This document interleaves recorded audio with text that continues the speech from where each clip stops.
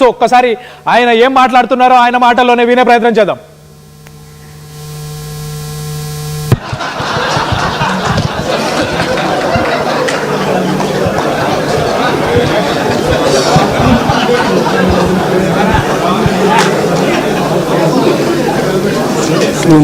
మన ఫ్రెండ్షిప్ ఎంతో కానీ మిగిలిన నన్ను కొట్టేట్టున్నారు.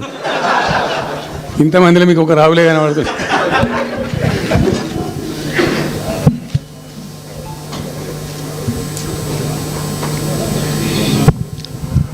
ఈరోజు ప్రధానంగా పార్టీ రాష్ట్ర కార్యవర్గం, TRS LP, TRS parliamentary party, మిగతా విస్తృతంగా వచ్చినటువంటి నాయకులందరితో కలిపి సమావేశం పెట్టుకున్నాం.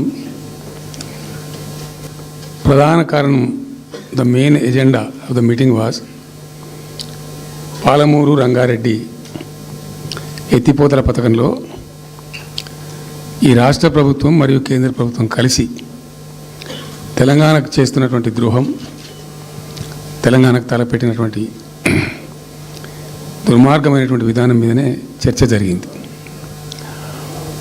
దీని కథ ఏంటంటే చాలామందికి తెలియదు, అవగాహన కూడా ఉండదు. కొత్త తరం వాళ్ళకైతే అసలు తెలియదు. ద రీజన్ వై ఈజ్ సమైక్య ఆంధ్రప్రదేశ్లో అత్యంత దారుణమైనటువంటి వివక్ష గురైన జిల్లా పాత మహబూబ్ నగర్ జిల్లా. చాలా చాలా దారుణానికి.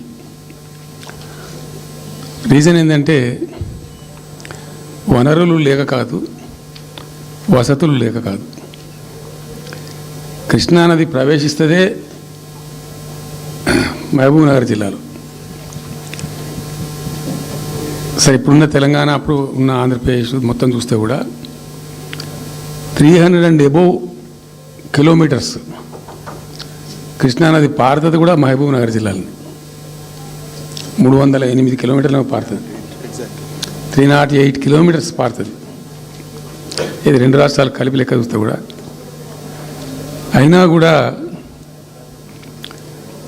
50 ఏళ్ళు అప్పటికి 50 ఏళ్ళు పరిపాలించినటువంటి కాంగ్రెస్ పార్టీ కానీ, ఆ తదనంతరం సుమారు దగ్గర ఒక 20 ఏళ్ళు పరిపాలించిన తెలుగుదేశం పార్టీ కానీ, పాలమూరుకు చాలా దారుణమైనటువంటి తిరిగి కోలుకోలేనటువంటి దెబ్బ కొట్టిన పార్టీలు ఈ రెండు పార్టీల ప్రభుత్వాలు.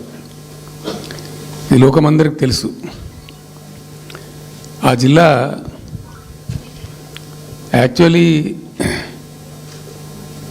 అప్పర్ కృష్ణా ప్రాజెక్టు, భీమా ప్రాజెక్టు, తుంగభద్ర ఎడమ కాలువ ప్రాజెక్టు, దాని ద్వారా ఆనాటికి అన్ని ఫైల్స్ ఉన్నాయి, రికార్డ్స్ ఉన్నాయి, ఏదో ఒకటి స్టోరీ కాదు. 174 టీఎంసీలు నీళ్ళు పాలమూరు రంగారెడ్డి జిల్లాకు రావాల్సి ఉండే.